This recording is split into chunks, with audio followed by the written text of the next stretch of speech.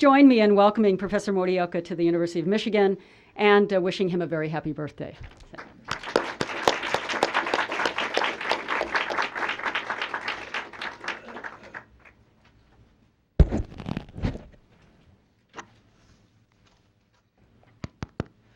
Thank you very much. My voice is clear? Clear? Okay. And good morning and good afternoon. And thank you very much for inviting me to this noon lecture of the Center for Japanese Studies at University of Michigan. I'm very happy to have an opportunity to give a talk and have a discussion with you until 1:30. I don't know. Okay, 1時頃。Okay. はい。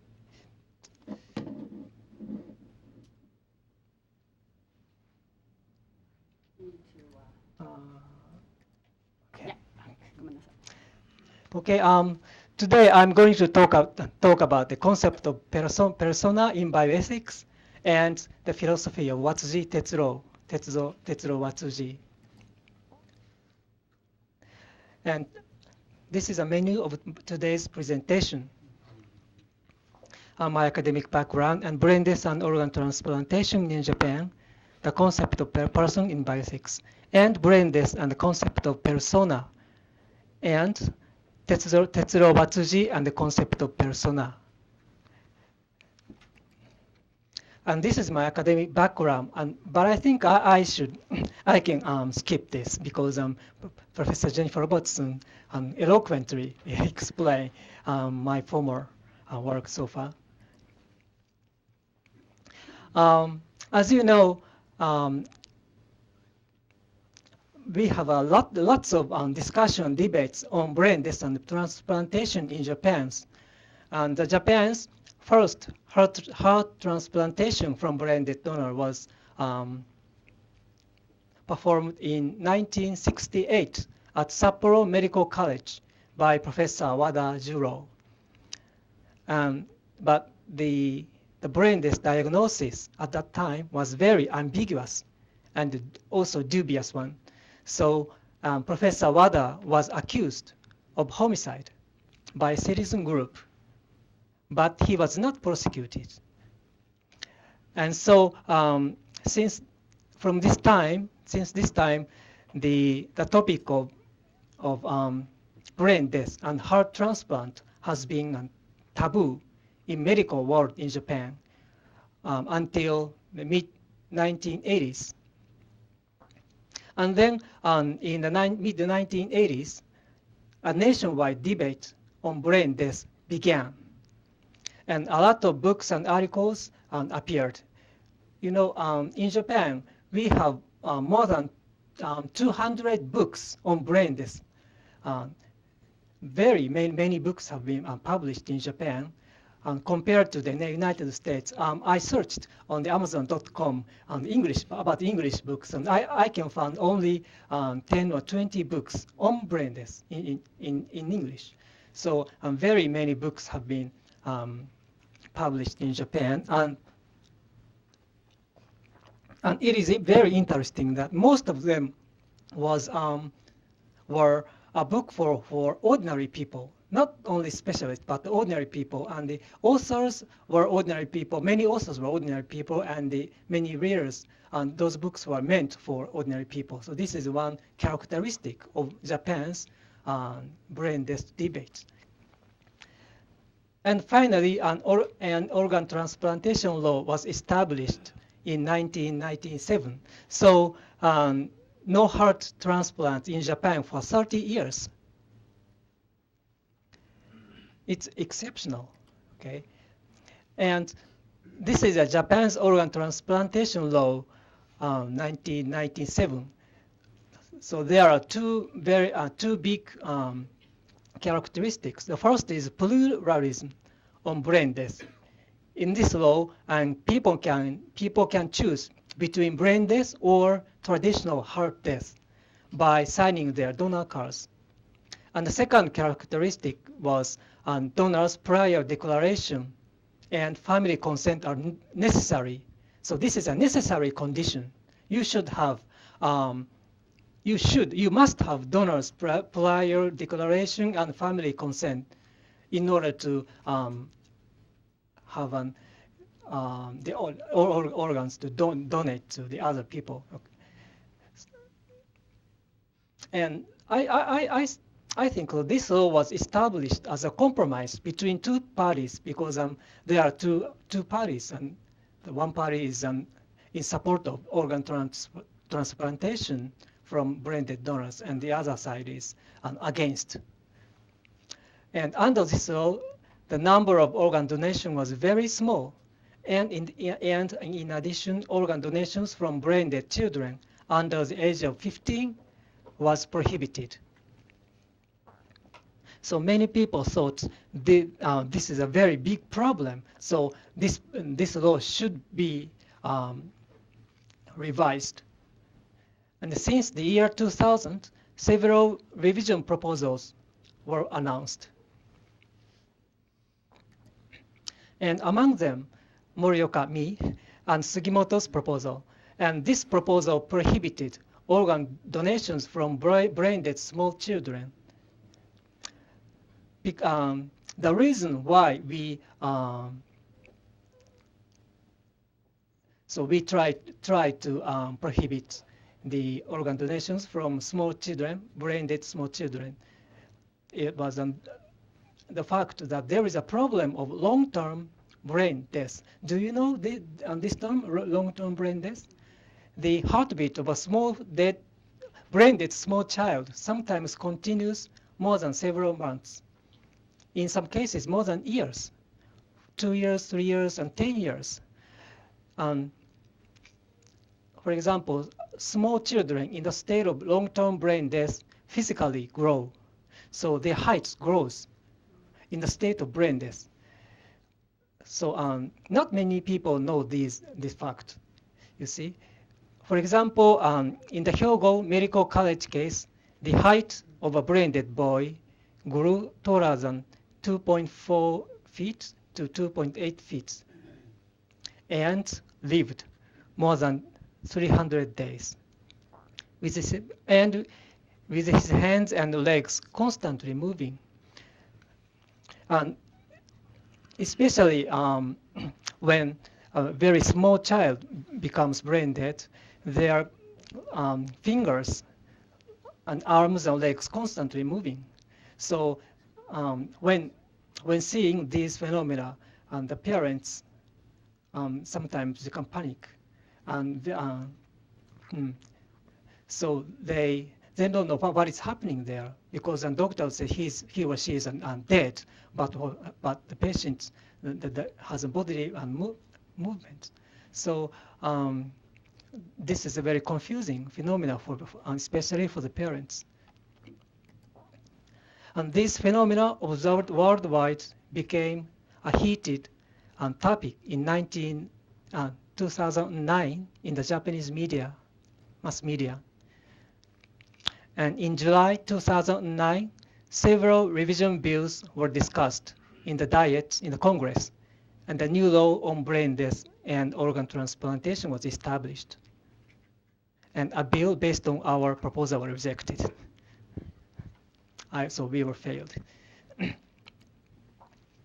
And this is the revised organ transplantation law in Japan, 2009. In this law, both pluralism on brain death and the donor's prior declaration principle were abolished. And as long as there is family consent, organ donations from brain-dead patients of any age became possible. So in this revised organ transplantation law, Japanese situation is very similar to the situation in the United States. And this is very curious. The so-called priority policy for relatives was added to this law. And people can declare on their donor cards their wish for the priority donation of their organs for their relatives. So during the discussion, I was against this clause. But but many congressmen agreed to add this clause into the new law. So this clause was added in 2009. And as a result, the number of donations from brain-dead donors per year increased from average 10, 2005 to 2009, to 44 in 2011. So 4 times bigger in number. But if you compare this number with Europe or United States, very, very low, small, very small. So I don't know how to evaluate this number. I'm not sure. I'd like to know your opinion, idea about this. So the Japanese organ transplantation law is not unique anymore, except for its priority policy for relatives clause. But of course, the question of why a unique organ transplantation law was established in 1997 and could exist until 2009 should still be an intriguing research topic for researchers of Japanese studies. And in terms of philosophy, it is still unclear why a brain-dead person ought to be universally considered dead as a human being. And I personally doubt this brain-dead theory.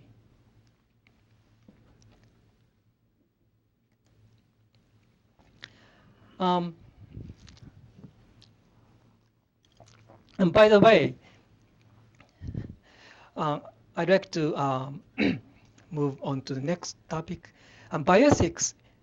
So everyone here must know, bioethics is a discipline that was formed in the 1980s, mainly in the US, UK, and Australia.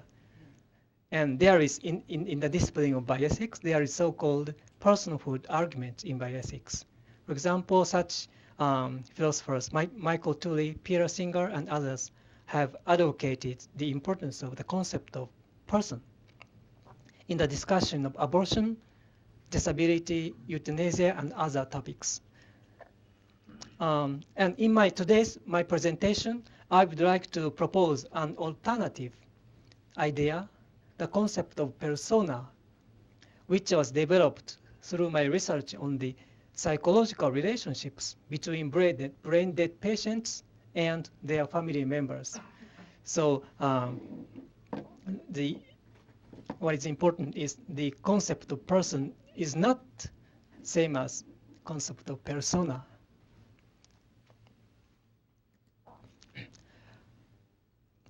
And so what is the personhood argument in bioethics?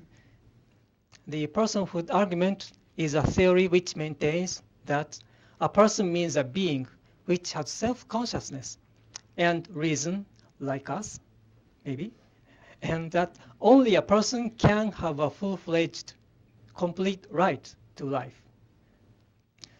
So this pair is a necessary, is the essence of the personhood argument in bioethics. So according to this argument, fetuses, for example, fetuses in early stages and brain-dead patients are not considered to be persons. So therefore, they do not have the right to life. But the personhood argument is not so widely supported by Japanese philosophers who specialize in bioethics. I'm not so sure, but in America, in the United States, I think many philosophers, bioethicists, support this theory, I suppose. But in Japan, the reputation of this theory is very, very bad. Okay. So this must be another very interesting topic, research topic for us and Japanese studies and researchers.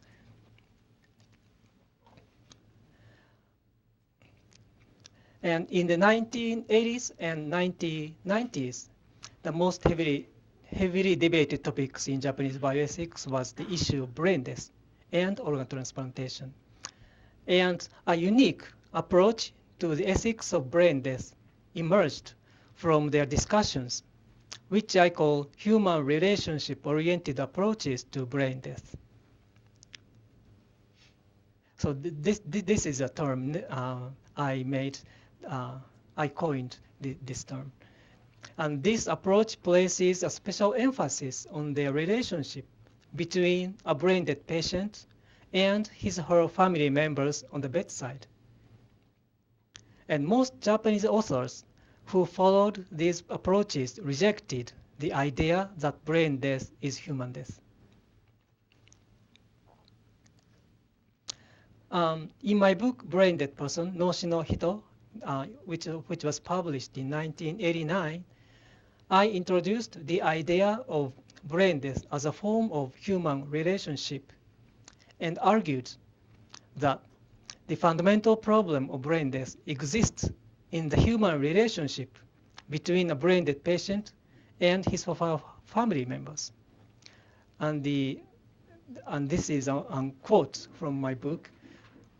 Brain death is not to be found inside the brain of the person whose brain has ceased to function, but in the sphere of human relationships surrounding that person.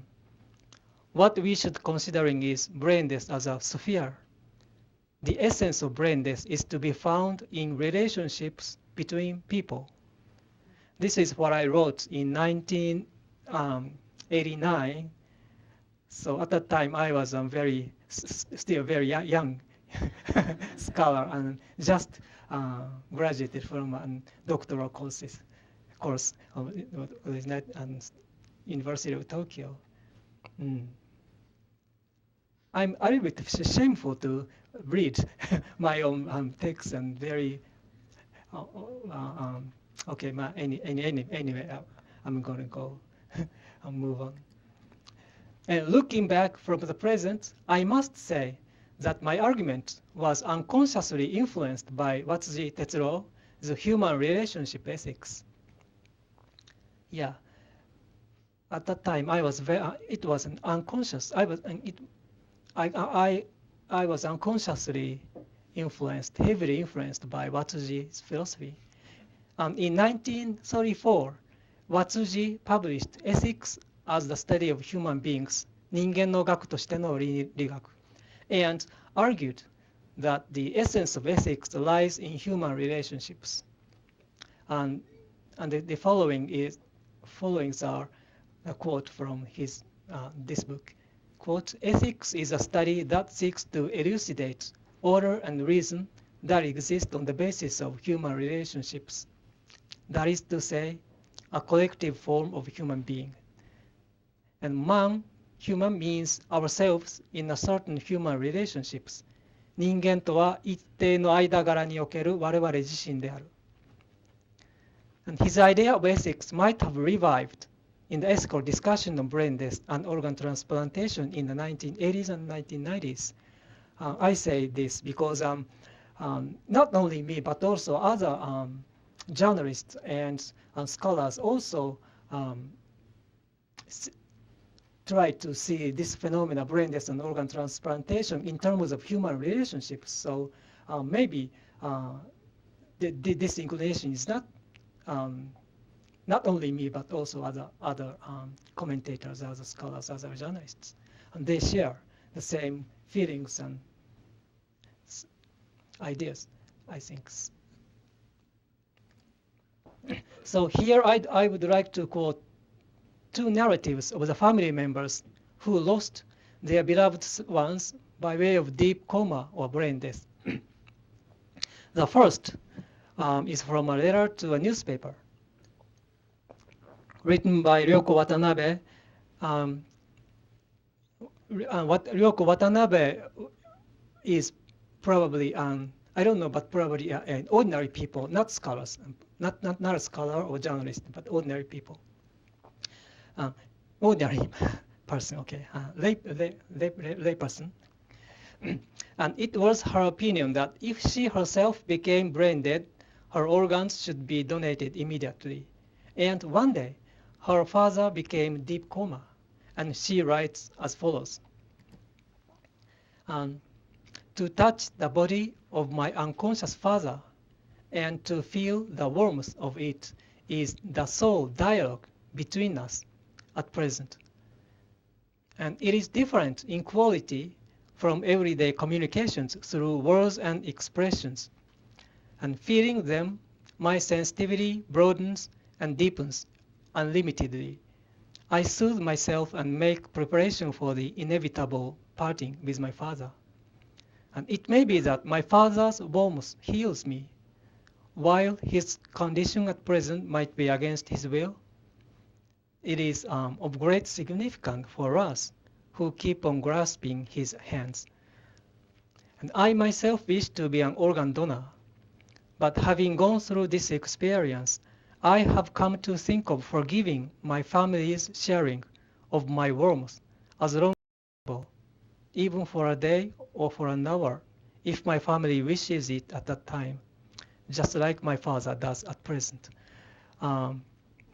Does this translation clear? Okay. I'm not sure my translation is good or bad, but I hope it makes sense. And the second narrative is from the journalist Kunio Yanagida's book Sacrifice, which was published in 1995. And so Yanagida Kunio is a very famous person in the Japanese mass media. And he lost his second son by way of brain death. And actually, his second son committed a suicide. And as a result, he became brain dead. And the father, Yanagida Kunio, touches the warm hands of his son and calls his name Yojiro. And he talks to his brain dead son on the bedside about his memories of their past experiences. And Yanagida says, "My son's body converses with me without spoken language." This is a mysterious feeling.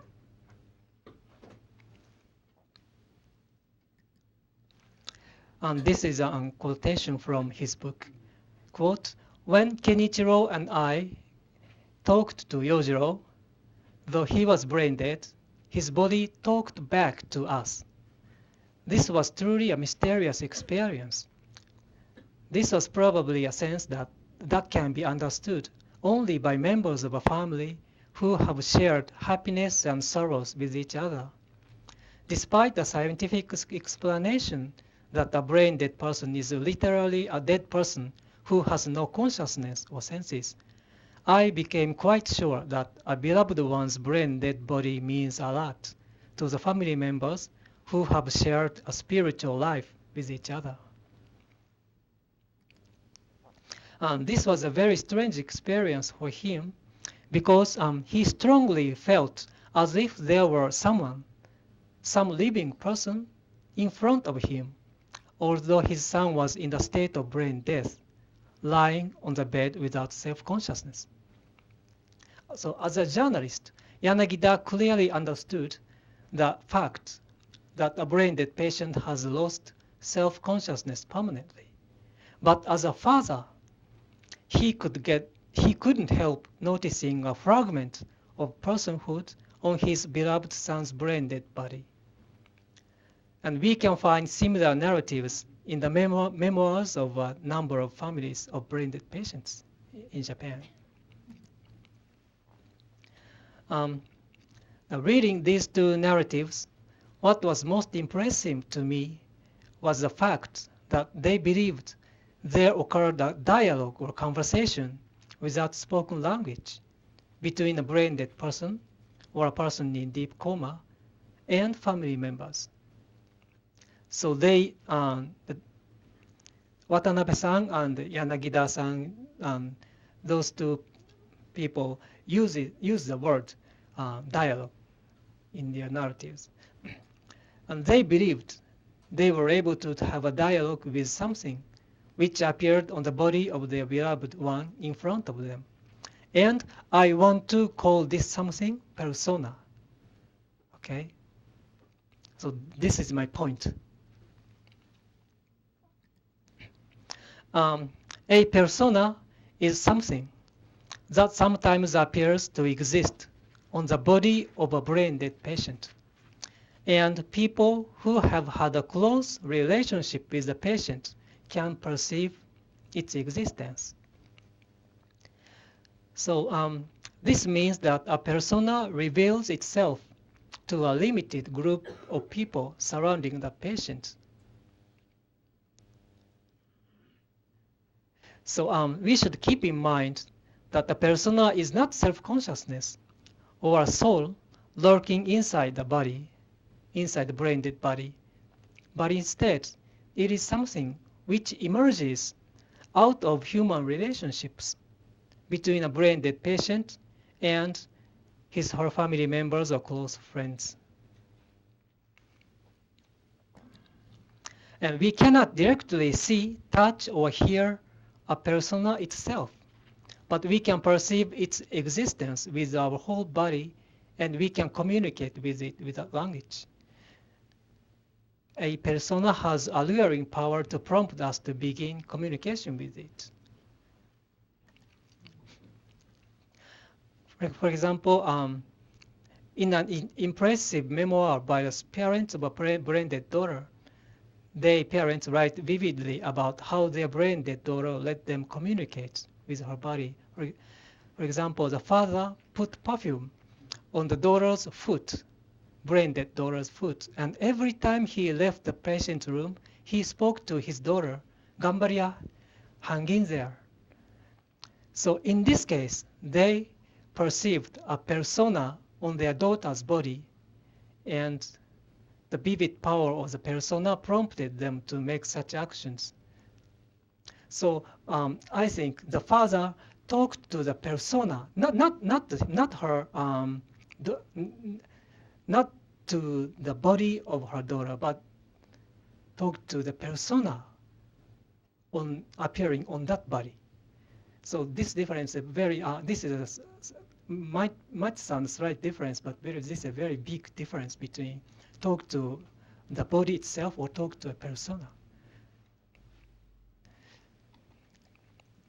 And the original meaning of the word persona is mask. And in the beginning, persona meant something that covers a human face, not something that lurks inside the human body. Hence, the word persona seems to be well suited to our discussion. And a persona can appear not only on the brain-dead body, but also on the body of a living, healthy person. And a persona could even appear on the body or the face of a doll or that of a robot. So later, I'd like to ask Jennifer about your opinion, about your idea, opinion about the relationship between a person and a robot. And so this line of thought will lead us to a kind of animistic worldview in which everything in the universe could have its own persona. So you might suspect a persona might be an illusion that appears solely in the minds of the family members or close friends who are reluctant to accept the death of their beloved ones. And this is a very interesting philosophical question.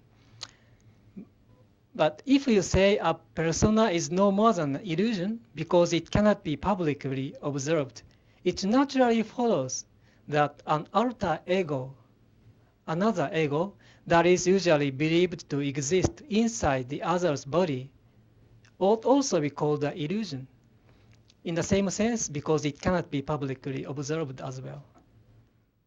What do you think? If you believe that an alter ego actually exists, although it cannot be publicly observed, in the same vein, you should not reject the idea that a persona actually exists, although it cannot be publicly observed. You may think that a brain-dead person does not have a functioning brain. Hence, it is impossible for us to have a conversation with him or her in the strict sense of the word. If you think that the existence of words or bodily movements is a necessary condition for human conversation, the conversations in the quoted narratives ought to be considered to be false ones, false conversation. But if you defined the concept of conversation very broadly, then it could include such an interaction in which, for example, in which every time a person talks to an unmoving object such as a doll, a new emotion or a thought comes to the mind of the person. Can you imagine this kind of phenomena, and do you call this interaction or not? I would like to call this another type of interaction between a human being, me, and a doll. More precisely speaking, an interaction between me and the persona which appears on the doll. Okay. And reading narratives in Yanagida's book, it occurs to me that his conversation with this Braindead son might have been such an interaction. And this suggests that a conversation in which one party lacks a functioning brain could actually exist.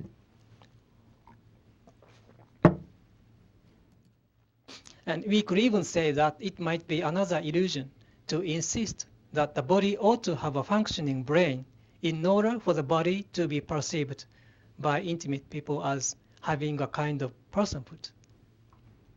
Okay. And I draw the picture, and I draw a picture to explain my ideas, but this is not a good one. These pictures are not good ones, so I'm not sure I can effectively convey my thoughts to you using these pictures. But anyway, this is a person, and this person has a self-consciousness and reason here. And this is persona, and it's, in the case of brain-dead person, probably here is like this, okay? And when a healthy person talks to a persona, and as Yanagida writes, sometimes this persona talks back to this person.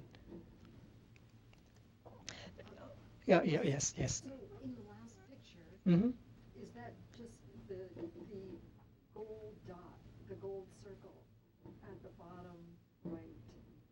What is the gold circle? Way over in the corner. Is that This? yes? Is Oh, that just design? just design.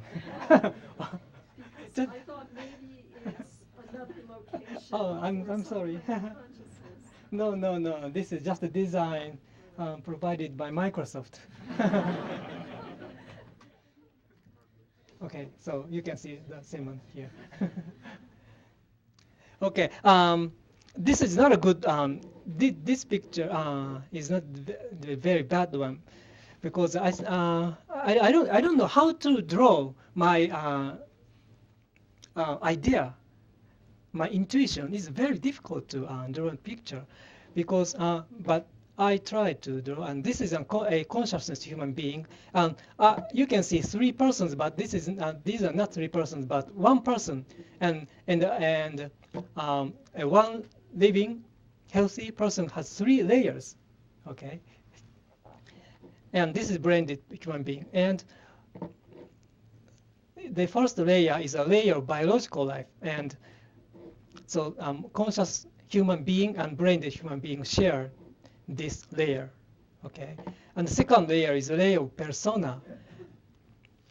And it is strange, but I think the consciousness human being also have a layer of persona, and brain-dead human being has a layer of persona. And so these two existent beings share the layer of persona. And the third the third layer is the layer of person. And conscious human being has the third layer, but brain-dead human being lacks the third layer. This may be successfully depict my idea on persona, but I'm not sure. I must say this is not a good one, and I have to try more hard to make a more persuasive pictures. Okay. And in the case of brain-dead, to protect the dignity of persona is to protect the value of the relationship between the brain-dead patient and his or family members. especially when family members actually perceive a persona on the body of the brain-dead patient. And in other words, what is needed is to protect the pair of a persona and the person who perceives that persona, and to protect it from the outside invasion that seeks to violate the relationship and exploit the brain-dead body. What we have to protect is this pair relationship. And it was Tetsuro WATSUJI who discussed this concept for the first time in Japan from a philosophical point of view. WATSUJI Tetsuro was born in 1889 at Kyoto University and Tokyo Imperial University, and 1960 he died. And in his essay, Mask and Persona, published in 1935, WATSUJI makes the following argument. And this is the first edition of Mento Persona, Mask and Persona by WATSUJI Tetsuro, published from Iwanami Shoten.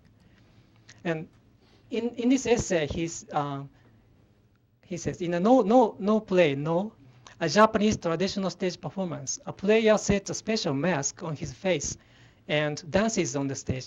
And WATSUJI says a no mask looks like a face of a person who has died suddenly. However, as soon as a no player puts a mask on his face, the mask starts to show various expressions as if it was the face of a living person. So you know that this is a no play, and this is a no mask. And this no player puts a mask on his face. I read this essay, the WATSUJI Tetsuro Zenshu, the collected works of WATSUJI Tetsuro, Iwanami Shoten.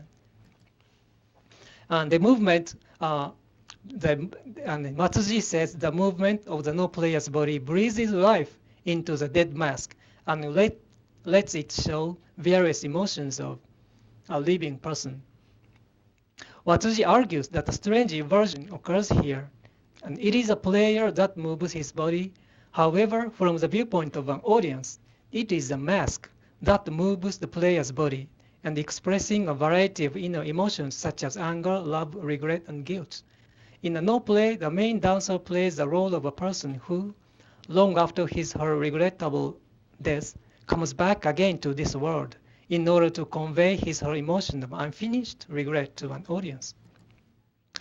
At first, the player's mask is that of a deceased person, but gradually the player's bodily movement begins to give life to its mask. And finally, in the midst of a beautiful dance, the mask acquires vital sparkles on its surface. WATSUJI suggests that in no play, the mask or face is considered a locus of personhood, that is to say, persona. He used this word persona in his essay. Here, persona. And WATSUJI's persona theory is summarized as follows. So first, a no mask resembles the face of a person who has died suddenly. Second, the movement of the no player's body breathes life into the dead mask, and the no mask is ruled by the movement of the limbs and body. And third, an animated no mask becomes a persona, the locus of personhood, and regains its limbs and body.